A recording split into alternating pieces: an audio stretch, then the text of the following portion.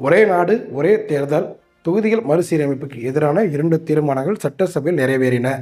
மாநில உரிமைகளை பறிக்கும் செயல் என முதலமைச்சர் மு.க.ஸ்டாலின் பேச்சு. இன்று நடைபெறுவதாக இருந்த ஜாக்டோ ஜியோ போராட்டம் வாபஸ். முதலமைச்சர் மு.க.ஸ்டாலினை சந்தித்த பிறகு அறிவிப்பு.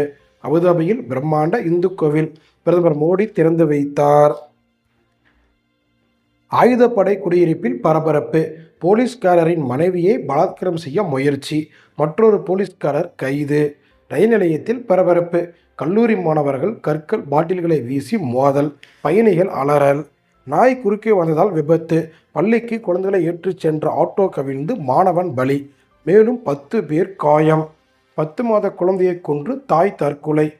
தூக்கில் தொங்கிய உடல்களால் பரபரப்பு. காவிரி மேலாண்மை ஆணைய கூட்டத்தில் மேகதாதுவிற்கு தமிழகம் ஒப்புதல் அளித்ததாக குறிப்பிட்டது அயோக்கியத்தனம். அமைச்சர் துரைமுருகன் பேச்சு.